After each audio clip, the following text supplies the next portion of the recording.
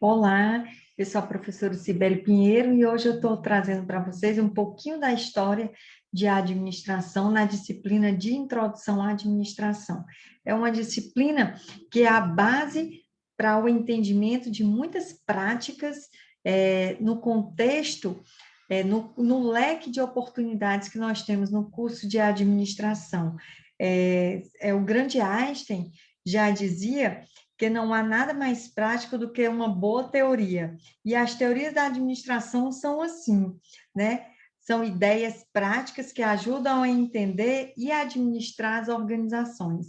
Então, normalmente, em um contexto presencial, eu trago um caso prático para os meus alunos e, a partir dele, eu sugiro que cada um faça aqui um brainstorming, que é uma tempestade de ideias, para trazer soluções para determinados conflitos em diversas áreas da administração, seja em recursos humanos, financeiro, logística, vendas, né, que é a área comercial, seja na área administrativa. Então, essa é uma provocação. A partir dessa provocação, eu faço um link com as teorias da administração. Eu observo que traz um grande aproveitamento dos alunos para entender as teorias com as práticas. E daí, para iniciar o nosso encontro de hoje, eu vou trazer para vocês eu vou iniciar o nosso encontro com um pouco da história da administração. Espero que vocês tenham um excelente aproveitamento e gostem da disciplina. Vou aumentar aqui a tela. E vamos iniciar da origem da administração, né?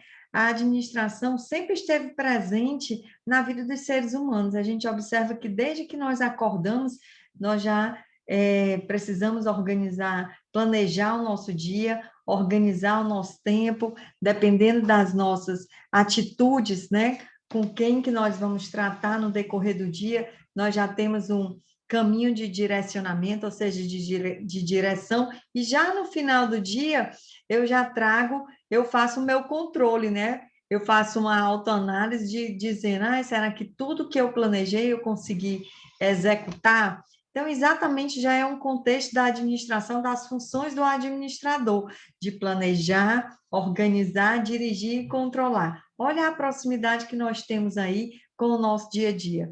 Mas a administração, já existe indícios que ela iniciou desde a construção das pirâmides do Egito, 4.000 antes de Cristo.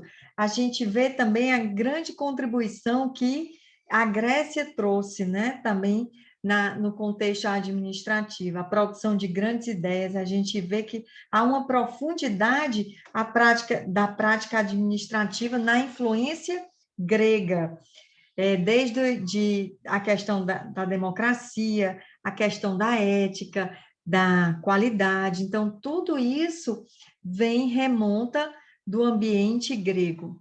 A administração está presente tanto em nossas casas como nas empresas, porém de forma diferente.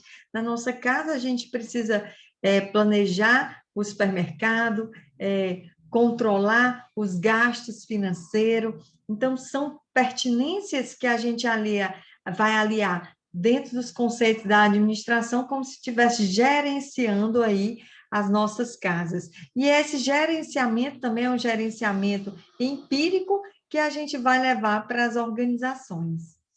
Então, a Idade Média, a evolução da administração também é presente na Idade Média, trazendo aqui, todo mundo estuda um pouco da produção artesanal. A gente sabe que para a gente chegar mais na frente da Revolução Industrial, a gente iniciou o que a gente vivencia hoje, né? De querer tudo pronto, eu quero um carro, eu quero uma roupa, eu vou no shopping. Então, para a gente ter essa massificação do atendimento às nossas necessidades, né, e das nossas famílias, tudo iniciou de uma produção artesanal, né, ou seja, de ambientes familiares dos mestres e aprendizes, ou seja, iniciou muito dentro dos ambientes familiares, né? E a gente tinha, nessa produção artesanal, era um atendimento muito personalizado, que eu posso chamar de one-to-one. Você produz, né, manualmente, justamente para atender determinada demanda de uma pessoa. E, às vezes, esse processo produtivo personalizado demorava o quê? Meses para ser atendido.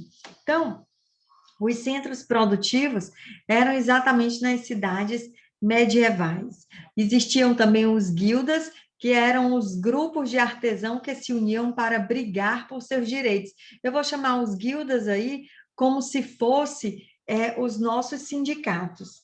Também, já no século XVI, a gente teve a descoberta, a partir das descobertas marítimas, nós tivemos uma expansão aí econômica, né? Justamente com essa expansão econômica, essa proximidade de lugares, de especiarias que nós tivemos, começou o aumento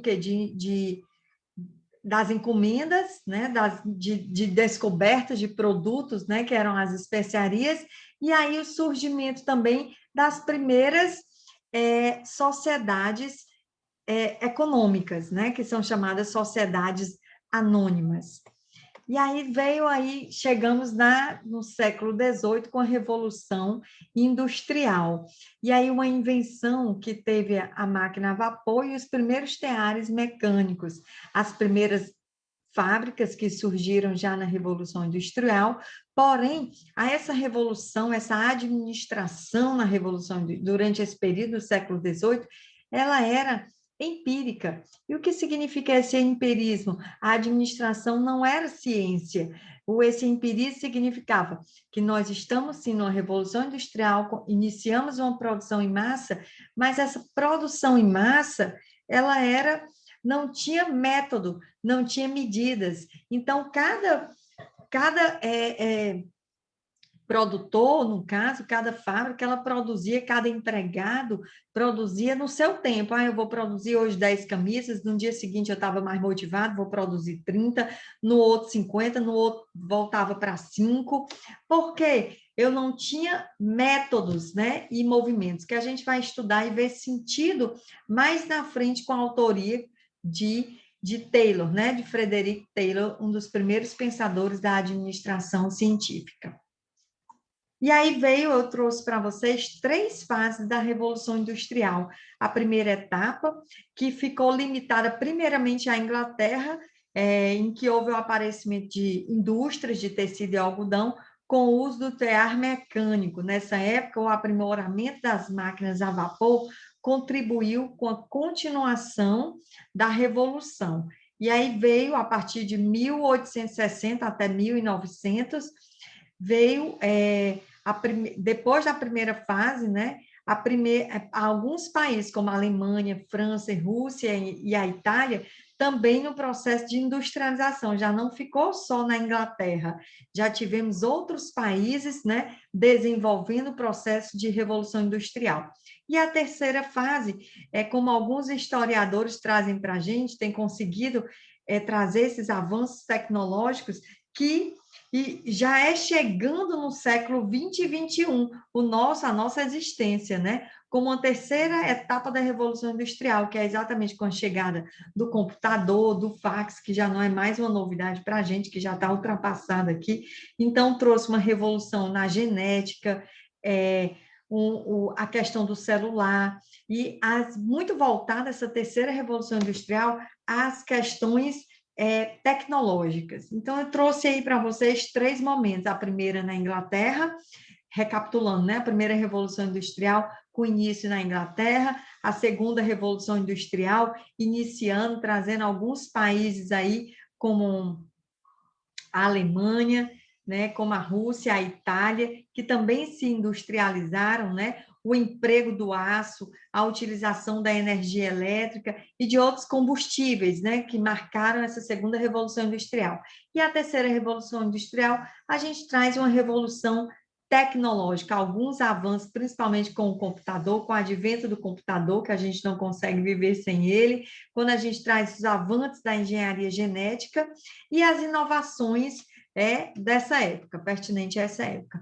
E aí eu trago para vocês algumas influências que são importantes no nosso conhecimento da área da administração, que a gente traz a Igreja Católica e a organização militar. Eu gosto muito de trazer para os alunos a importância dessas instituições para o avanço do conhecimento na área da administração. Começando aqui, dá o exemplo da Igreja Católica. Nós vamos entender esses dois cenários, da Igreja Católica e da organização militar, mais na frente também, quando a gente vai trazer as funções de FAIOL, né, a organização de comando. Então, por isso que eu vou trazer para vocês aqui a importância da questão de ordem, da questão de linhas de comando, que foi muito fruto dessas duas instituições, no contexto da administração.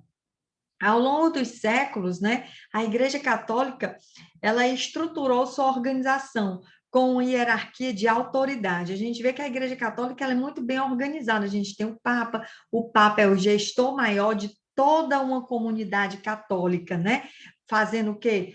Tem uma autoridade máxima. E a partir dessa organização hierárquica da Igreja, ela é tão simples e eficiente, apesar de ser bem grande, mas ela traz o que na sua cabeça executiva a figura do Papa, cuja autoridade ela coordena e ela é delegada ela delega como uma divindade superior. A estrutura da organização eclesiástica serviu como modelo para as demais organizações advindas com as experiências bem-sucedidas da Igreja, passando a incorporar os princípios e as normas utilizadas pela Igreja Católica no campo das organizações. Um outro exemplo é a organização militar, o conceito de hierarquia da organização militar, né, que ele é tão antigo, ele já é tão antigo, né, ou seja, que ele remonta à própria guerra, ele é tão antigo quanto a própria guerra, né, perdão. O Estado-Maior formal, como o quartel-general, que apareceu em 1665, e ele é precursor do Estado prussiano. A revolução principal, a assessoria, a questão do assessoramento, de ter um Estado maior, teve sua origem lá no século XVIII. Para aumentar a eficiência do Exército, criou o quê? Um Estado staff, para assessorar os comandos, uma linha militar. E aí eu estou trazendo aqui várias palavras para vocês da organização do Exército, ou seja, a questão do staff, da eficiência, o Exército, os oficiais, as linhas o comando, né, de linha militar. E aí eu vou trazer para vocês alguns entendimentos mais na frente, principalmente direção, de ordem, de comando, que veio muito dessa influência militar. Então, os oficiais formados a partir do Estado-Maior, ou seja, de staff, eram transferidos. O que significa o staff? O staff são apoios, né? Então, eles eram transferidos para posições de comando, posições de linha, tá? E aí a gente mais na frente vai entender o que é um organograma, que esse organograma aqui, o FAIOL, que é uma outra contribuição para a organização da administração, vocês vão buscar esse entendimento militar mais na frente.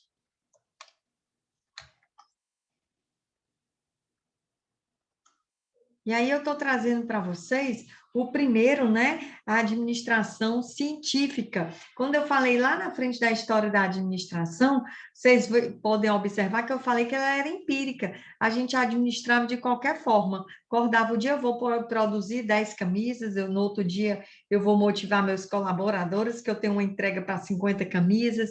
Então, Taylor, uma das peculiaridades de Taylor, que Taylor era um homem rico, né? Ele veio de uma família bastante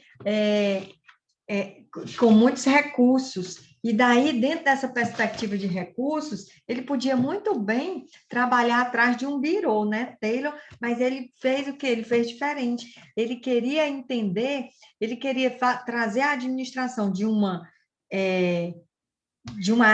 organização empírica, né, sem métodos, sem técnicos, para o quê? para uma administração considerada científica, nesse período de 1856 a 1915. Sibeli, eu tenho necessariamente que decorar essas datas? Não, que eu trago como uma referência para vocês. Eu prefiro que vocês tenham na memória de Taylor como uma questão de o pai da administração científica, ou seja, exatamente essa saída do empirismo para a ciência. Então, Taylor, ele disse, não quero ficar atrás do birô, eu quero buscar o chão de fábrica, eu quero entender os movimentos racionais de um processo produtivo para maximizar o processo produtivo. Então, esses nomes que a gente hoje muito usa na administração, ela vem o quê? De uma inteligência taylorista. Então, o Taylor, Frederick Taylor, ele trouxe, ele era engenheiro, né? E ele propôs métodos mais racionais para garantir a eficiência do trabalho nas fábricas. Aí eu estou trazendo a primeira palavra que a gente trabalha em administração, que a gente vai ver mais na frente também, a questão da eficiência e eficácia. Eficácia são resultados, ou seja, é o fim. E a eficiência são os meios utilizados no processo produtivo, são os meios utilizados racionalmente para atingir a eficácia, ou seja, a entrega, o fim. Então, Taylor observou o comportamento dos funcionários. Ele buscou também a especialização e a padronização do desempenho dos operários. O estudo que a gente chama de tempos e movimentos. É justamente ele fez um entendimento que quanto mais especialista, com mais padronização eu tenho no meu processo produtivo, eu vou me tornar melhor, mais eficiente e mais rápido. Então, ele determinou aí, ele estabeleceu padrões para todas as operações do processo de produção. Determinou que todos os trabalhos deveriam ser planejados. Olha a administração aí sendo ciência, né? Ou seja, ele trouxe a questão do planejamento e o controle. Esse controle diz exatamente o porquê que todas as atividades eles deveriam ser planejados. E o controle é para saber se será que tudo que eu planejei foi executado eficazmente e de acordo com o que foi planejado, então tem aí uma outra função da administração chegando, que é exatamente o fato de controlar. Então, esse planejamento e esse controle é um modo eficiente para evitar o quê? O desperdício, né? A gente vai ver que o que é mais na frente, Taylor trabalhava com questão da produtividade. A produtividade nada mais é do que você maximizar seu processo produtivo, você trabalhar com o seu tempo e evitar o desperdício dos insumos, ou seja, da matéria-prima. Então, ele deu ênfase nesse período, principalmente o quê? A ênfase na tarefa. A ênfase na tarefa é típico de um período taylorista, com ênfase na especialização e padronização das atividades do processo produtivo. Então, o enfoque era aumentar a eficiência, ou seja, os meios de produção da indústria, por meio de uma racionalidade do trabalho operário. Então, eu gosto de chamar esse nome, ele é Taylor, Frederick Taylor, ele é o padroeiro ele é mentor intelectual do conceito da produção em massa. A gente vai ver que o primeiro seguidor de Taylor vai ser lá no modelo T que o Ford colocou em prática, que é exatamente os carros pretos, modelo T chamado, que foram os carros mais vendidos, né, da época, que é foram carros que eles tinha até um jargão na época que os carros deveriam ser oferecidos ao mercado, você deve ter um processo produtivo que deveriam ser escolhidos os modelos carros tipo T, que eles eram o quê? Desde que seja preto, porque preto era uma tinta que secava rápido e era uma tinta barata. Então, fazia parte de um processo produtivo que a gente chama que é em massa, que eu não escolho, eu não vou detalhar, eu vou precificar para baixo, né? Porque eu não vou ter muita oportunidade de escolha. Então, Ford lá praticou muito as atividades pensadas, né, pelo mentor intelectual aqui, que eu chamo de Taylor. Então, o passo seguinte é que Taylor queria um método científico para conceber trabalhos e as atividades. O passo seguinte era encontrar pessoas física e psiquicamente capazes de realizar tarefas. Dentro de um processo produtivo, era importante dizer que as pessoas precisam o quê?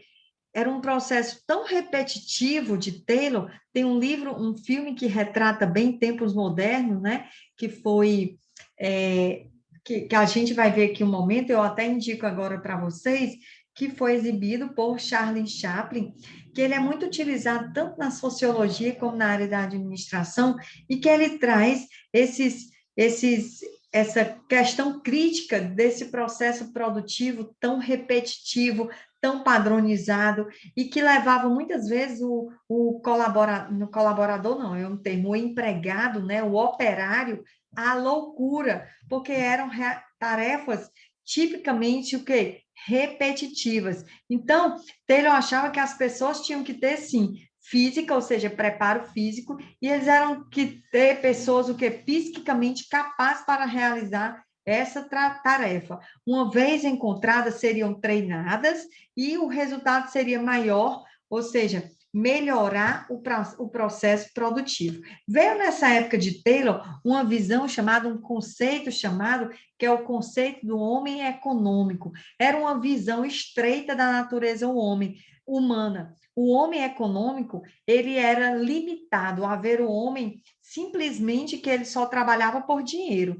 Pior ainda, ele via no operário, essa visão do homem econômico, ele via no operário um indivíduo limitado às atividades operárias, né? E mesquinho, ele era preguiçoso, ele era considerado, né, preguiçoso, e ele era culpado pela vadiagem e desperdício das empresas. A gente observa que muitas empresas na contemporaneidade, ela ainda tem muita visão desse homem econômico, que o homem precisa ser o quê? Monitorado, que o homem precisa ser controlado, que o homem precisa ter metas, o homem precisa ser vigiado de perto para controlar o seu tempo de trabalho. Então, a gente vê ainda muito na contemporaneidade. Então, isso traz a visão, ele traz essa perspectiva do conceito do homem econômico.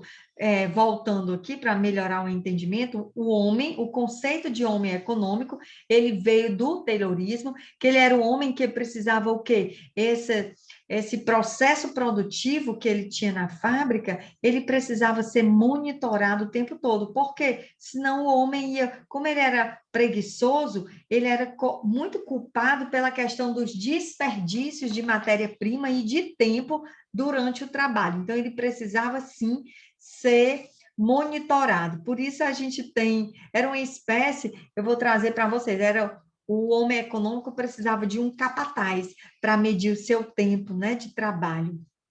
E aí eu trago aqui um pouco a rotina da administração científica, que ela trouxe uma preocupação com a racionalidade do trabalho operário. Então, eu não vou ler para vocês, mas os slides estão lentamente aqui para que vocês possam travar e voltar um pouco dessa teoria. Mas uma das preocupações marcantes dos industriais e administradores no início do século XX era justamente a eficiência do processo produtivo. A pessoa que mais contribuiu, né, foi exatamente no processo de eficiência, foi Frederick Winslow Taylor, né, que é o líder que promoveu movimentos da administração científica. Então, depois, o grande executor das ideias tayloristas foi justamente o Fordismo.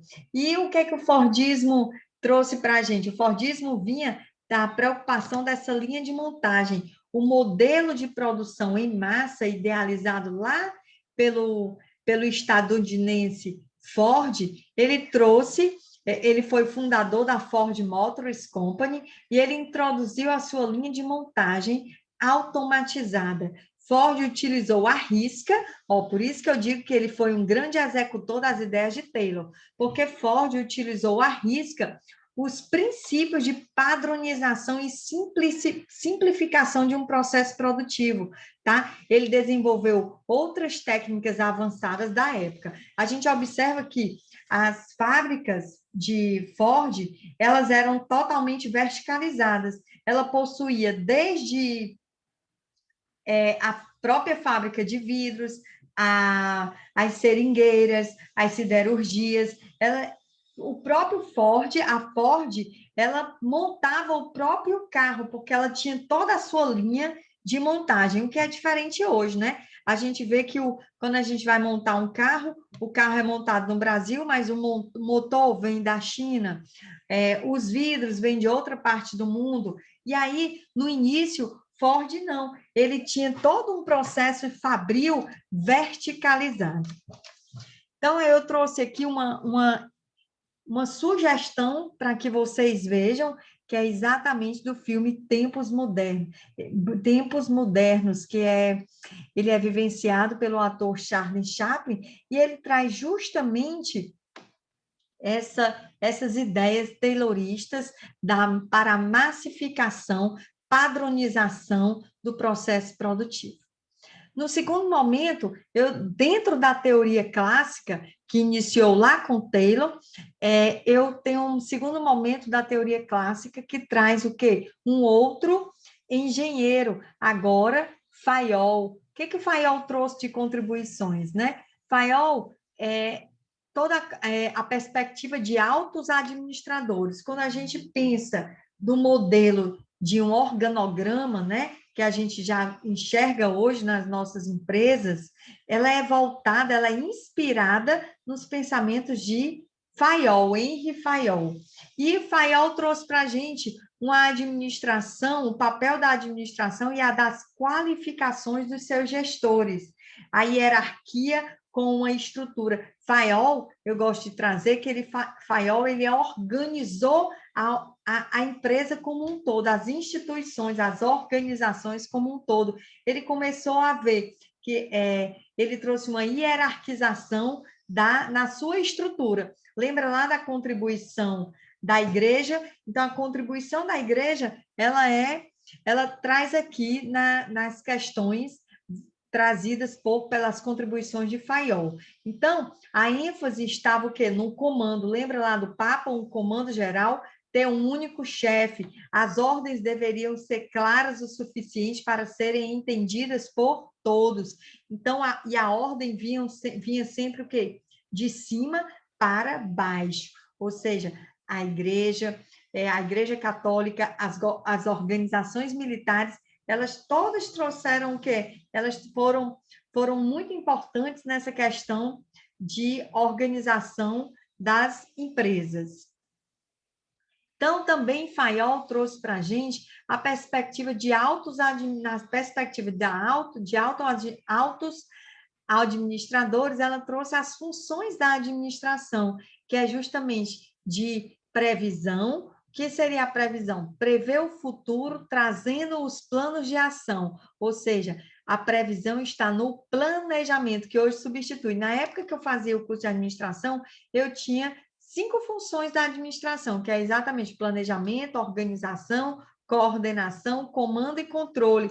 Hoje, o que a gente traz? Eu preciso estudar planejamento, organização, essa coordenação e comando tem na área de direção, coordenar, dirigir esforços, liderar, né? Ou seja, ela foi aglutinada na função de direção e eu tenho controle. Mas vamos estudar um a um. Então, o que seria essa questão da previsão? Previsão é prever o futuro, se antever ao futuro. Por isso, traçando os planos de ação, que são ferramentas que a gente vê muito no curso de administração, que posteriormente vocês verão com detalhes nos seus estudos. Mas o que seria esse planejamento? É exatamente você se antever.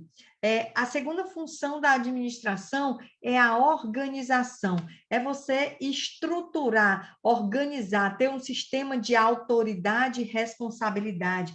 Aí surgiu a questão de comando e de controle, a questão da subordinação, né? Então, essa organização tem muito a ver com estruturar a sua empresa num sistema de responsabilidade. Eu mando e você obedece, tá? E aí, o 3 e o 4, que é a coordenação e o comando, ela foi substituída pela palavra direção. Então, a gente tem um planejamento, organização, e agora o quê? Comando, que é exatamente direção, é ligar todos os esforços, né, no alcance dos objetivos organizacionais. E o comando é exatamente isso, o modo como os gerentes irão dirigir, ou seja, liderar, orientar o seu pessoal. E o último, o quinto e último, que é o controle, é avaliar e garantir que tudo seja o quê? Praticado de acordo com o quê? Com o que foi planejado, previsto. Então, 6 áreas básicas em administração é a produção, comercialização, finanças, né? Contabilidade, gestão administrativa e segurança. Durante os outros períodos de crescimento do curso de administração, nós podemos o quê? Observar essas foram as primeiras áreas básicas da administração, mas a gente houve um crescimento de muitas outras áreas dentro da administração. Então, hoje, Fayol estabeleceu essas funções básicas da administração: planejar, organizar, dirigir e controlar.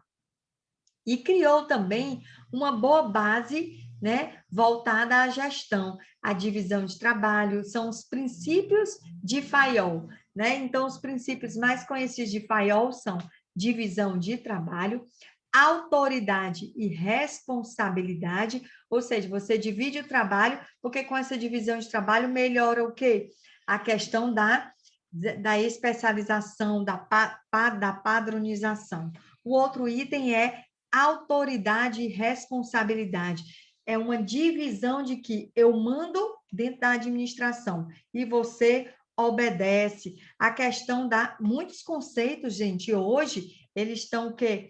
Em desuso, principalmente é o dessa obediência, desse termo chamado subordinação. Esse termo subordinação, hoje ele está em desuso na administração. A gente usa muito o termo da CLT, Consolidação das Leis Trabalhistas, que é de empregado e empregador. Mas a gente traz hoje um termo também muito humanizado da administração, que é a questão das colaborações, do ambiente colaborativo, né? Então, a gente vê muito em algumas empresas chamando não empregados, mas colaboradores. Então, existem também muitas críticas da sociologia voltada a esse termo também de colaboradores, mas principalmente grandes empresas utilizam esse termo de colaboradores nas suas áreas. Então, Fayol trouxe também a questão da disciplina, né? A disciplina no ambiente de trabalho, a unidade de comando, ou seja, a ordem, a subordinação aos interesses coletivos, subordinação dos interesses individuais aos interesses coletivos, ou seja, o que significa isso? Primeiro, você tem que ver a questão do coletivo para você depois buscar os seus interesses individuais. Fayol traz também a questão da centralização centralização de normas, de regras, né, de poder, a centralização no poder, ou seja, também traz a ordem. Está vendo muito da contribuição aí da Igreja Católica e dos militares, a questão da centralização do poder, da ordem, prezando sempre a iniciativa e o espírito corporativista. Foram grandes princípios aí que Fayol trouxe para a administração. E aí, a terceira escola, né, a gente já falou aqui de Taylor, depois eu trouxe o executor das ideias de Taylor, que foi Ford, passamos aí pela organização das estruturas organizacionais, as empresas que foram as contribuições de Fayol, e aí a gente vem aí para a terceira contribuição de Max Weber, que é exatamente a escola burocrática. Max Weber, ele garantiu um lugar cativo na história devido à sua teoria burocrática. E quando a gente pensa em burocracia, a gente pensa em algo chato, em fila de banco, em assinatura, em autenticação de documento, né? Mas já pensou a gente não ter a questão da burocracia? Se eu não tiver uma burocracia, uma ordem, o que a gente vai ver? A gente não tem um controle sobre as coisas, né? Imagine só, eu casar e não ter um documento para comprovar, né? Aí vai que eu morra, como é que eu vou provar uma pensão, né? São exemplos hoje que a burocracia traz para a gente como primordial nos dias contemporâneos. Um outro ponto que tem a questão de regras dentro do ambiente de trabalho. Imagine só eu não ter um horário de trabalho, eu poder chegar dentro na faculdade a faculdade inicia 7 horas, né, as suas aulas. Não, mas eu só vou hoje só 8. Amanhã eu começo 6 horas. Depois eu vou começar, no outro dia eu vou faltar. Ou seja, essa burocracia traz exatamente a importância das regras e normas dentro de um ambiente organizacional. Então, Max Weber trouxe os princípios da hierarquia e da autoridade de comando como uma forma de organização estrutural de ideias para todas as empresas. Então, a burocracia veio como uma regra, a questão do poder, né? Ou seja, que tudo precisa ter, ser intitulado como regras e normas. Algumas contribuições dos princípios de Max Weber, que a gente chama contribuições weberianas, que é a formalização de regras, como nós já falamos, a divisão de trabalho, a hierarquia. Observem que Fayol passou a questão da hierarquia também, que veio lá de Fayol para que Weber, né? Ou seja, a obediência, a impessoalidade, a hierarquia, voltando aqui, acho que não ficou bem explicado, que veio desde a organização de Fayol, né? Ou seja, eu tenho uma subordinação, eu tenho que obedecer uma hierarquia dentro das organizações. Essa hierarquia, ela traz para a gente, dentro das organizações, a possibilidade até mesmo de encarreiramento. E aí eu trago a questão da impessoalidade, que ela é uma importante regra weberiana, também muito difundida nos dias atuais das organizações, que você deve tratar os seus empregados, os seus colaboradores com devida impessoalidade, porque as pessoas devem almejar a cargos superiores, subir a sua hierarquia no trabalho, municiado, sim, da sua competência técnica, da sua capacitação gerencial, mas nunca voltado à impessoalidade. O que é ser impessoal? É que você não vá promover pessoas porque essas pessoas são seus amigos, porque você gosta, porque você vai com a cara, mas sim pelo termo, pela meritocracia. Então, esse termo meritocrático, ele vem muito dos princípios weberianos. Então, nós trazemos também aqui essa evolução, essa importância da competência técnica. Essa competência técnica, esse desenvolvimento técnico é o conhecimento que você detém para as suas atividades organizacionais. Também uma separação entre os proprietários, né, e os empregados e os decisores dentro da empresa, né? A previsibilidade de cada funcionário que eu devo ter dentro da minha organização. Então, a gente passamos aí a uma outra escola que é uma escola, dentro desse nosso estudo, nós passamos um pouco a escola clássica, não é isso? E dentro da escola clássica, nós tivemos o quê? Nós tivemos as contribuições de Taylor e as contribuições de Ford também, né?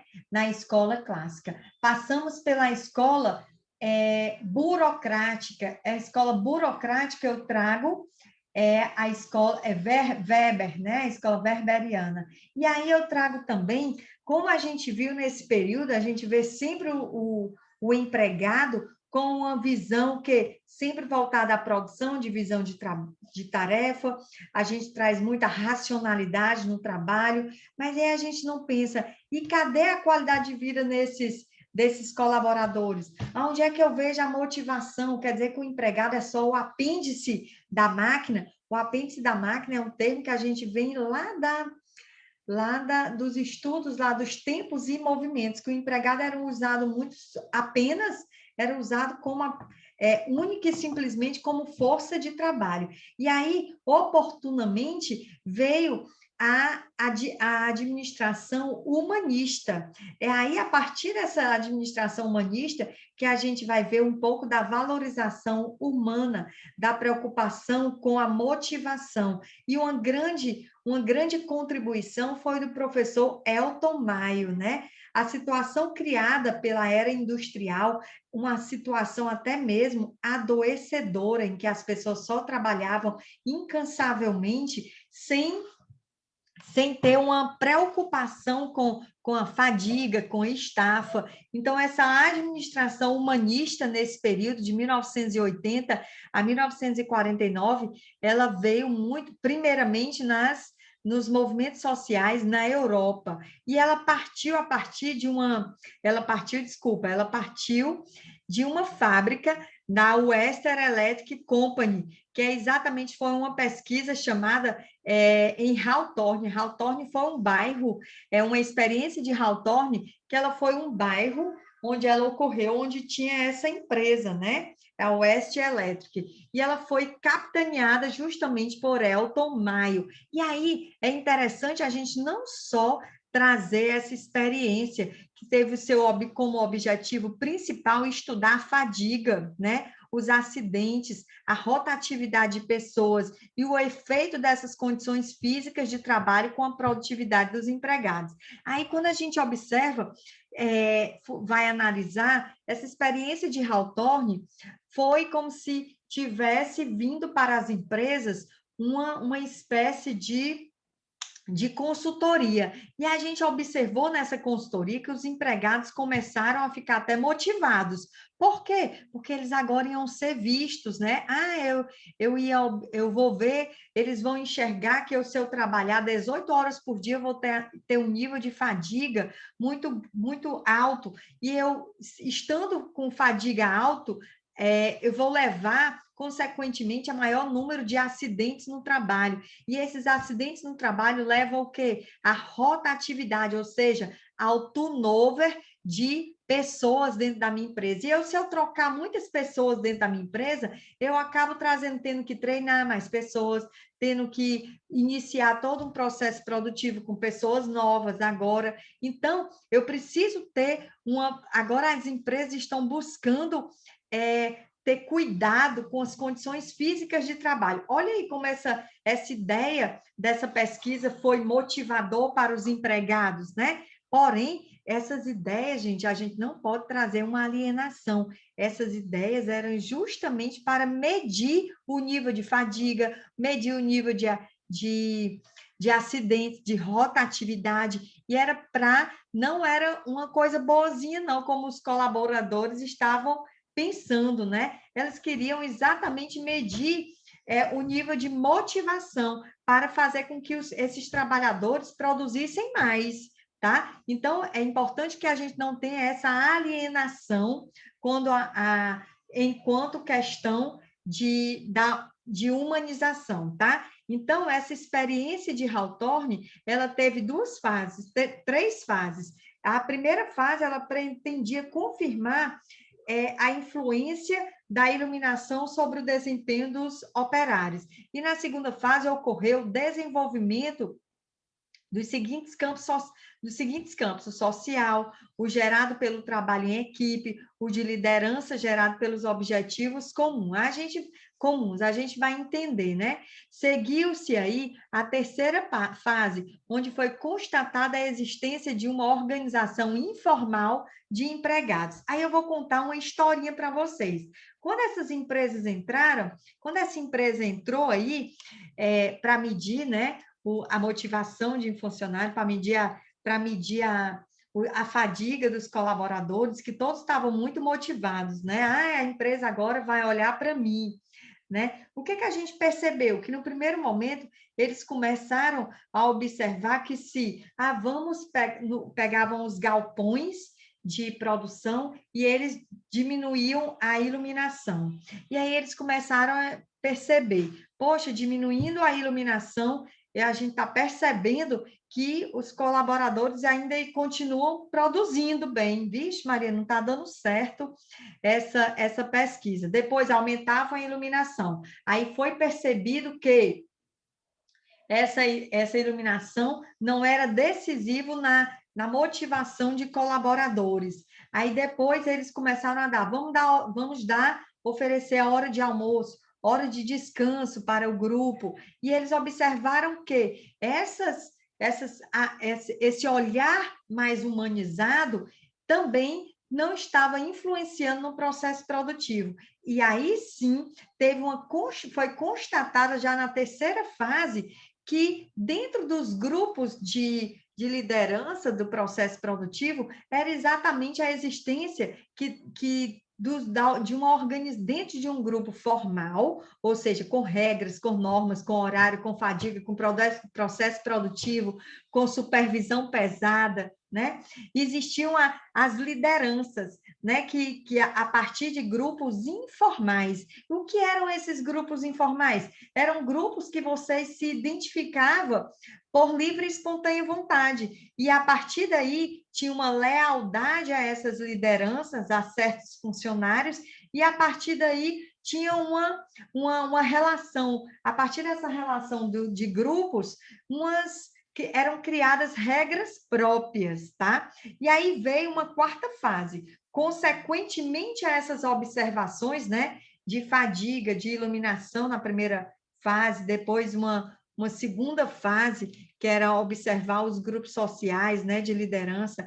A terceira fase, a identificação de que nesse processo produtivo existiam grupos informais, né, que os operários se identificavam com determinadas lideranças, até mesmo eles continuavam produzindo porque tinham a questão da afinidade. E hoje a gente não existe nos dias atuais, né, no trabalho, nas empresas que a gente está trabalhando, às vezes a gente nem gosta do dono da empresa, a gente está lá mesmo só porque precisa do salário, mas a gente trabalha pela nossa gestão imediata. Ah, eu vou hoje, eu estou até com dor de cabeça, hoje eu estou indisposta, eu não quero nem trabalhar hoje naquela empresa, que eu não vou nem dizer um palavrão, né, com vocês, mas o meu gestor, ele é tão legal, né, em que eu acabo indo, que foi exatamente essa quarta fase, que teve como foco essa observação de que esses membros, eles tinham sentimentos criados através dessa relação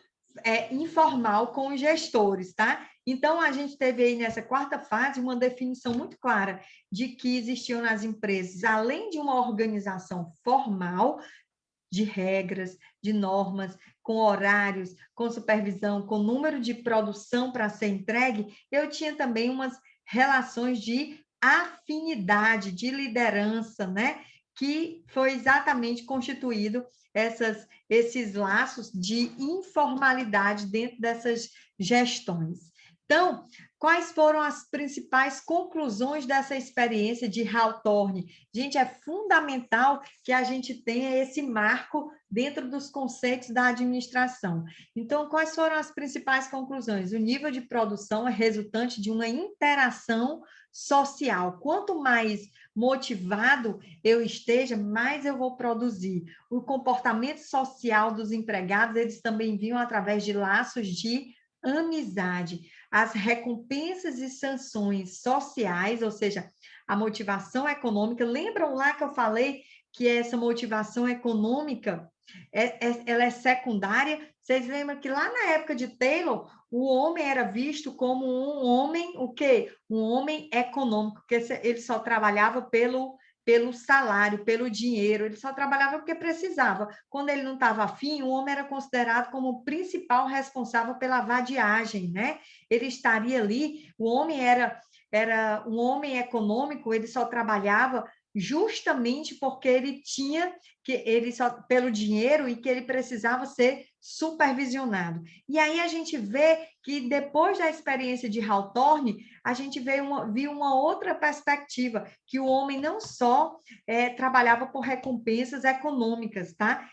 Justamente essas recompensas econômicas, elas eram secundárias, tá? Secundárias na determinação do processo de produção do empregado.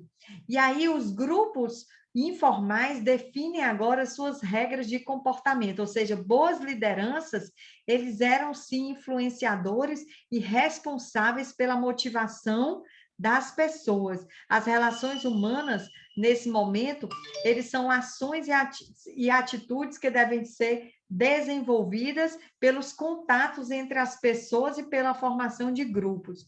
O conteúdo e a natureza do trabalho têm enorme influência sobre a moral do trabalhador, né? Qual é a moral do trabalhador? Qual é a sua intenção de, eu trabalho porque eu preciso, além de sustentar minha família, eu preciso encontrar algo que me motive dentro do trabalho, uma boa liderança, eu quero subir de cargo, né? Eu quero sair do operacional para níveis mais se eu tiver melhor capacitação, eu vou atingir encarreiramento dentro da empresa, né? Então, há uma ênfase aí nos aspectos emocionais, é a preocupação das emoções e dos sentimentos dos funcionários.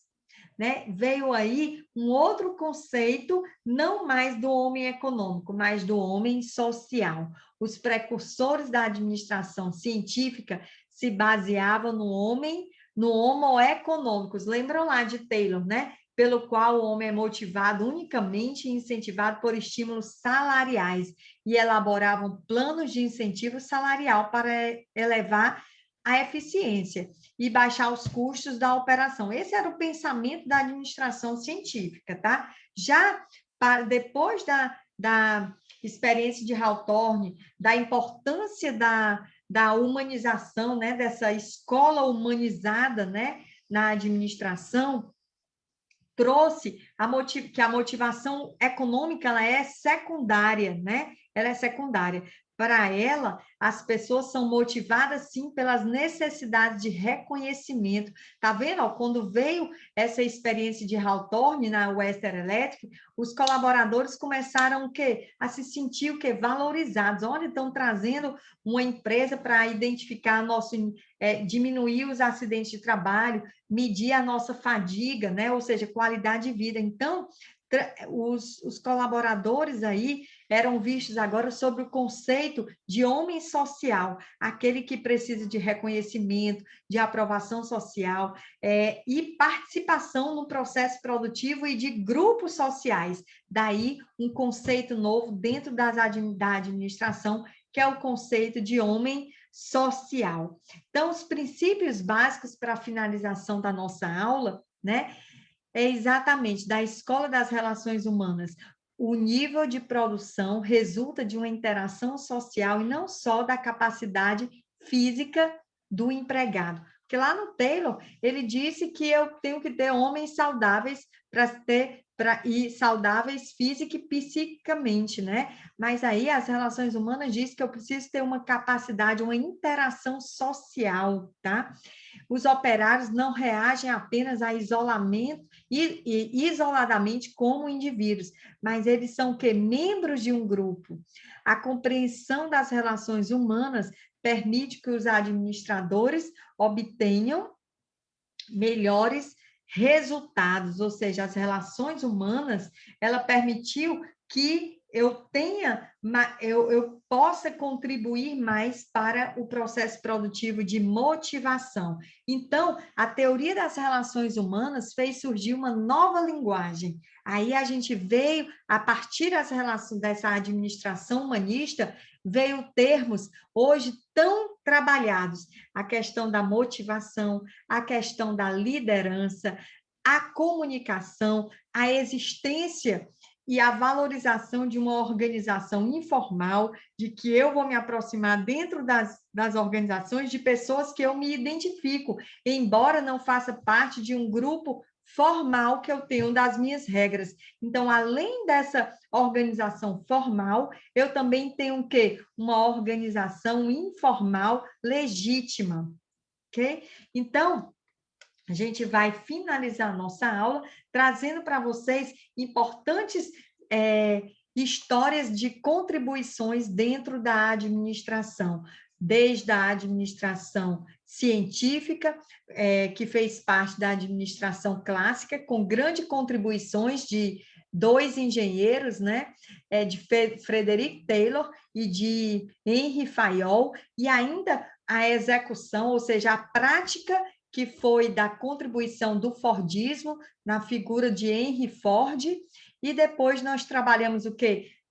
Que toda organização nós temos a importância de ter normas, regras, meritocracia, ordem, que é exatamente as contribuições weberianas. A partir daí, depois de tantos acidentes, depois de tanto turnover, né, ou seja, rotatividade de colaboradores, a gente teve a influência, né, e a importância dada à administração humanística. Eu espero que tenha dado boas contribuições e no aprendizado de vocês quanto a teorias básicas da administração. Obrigada e até mais.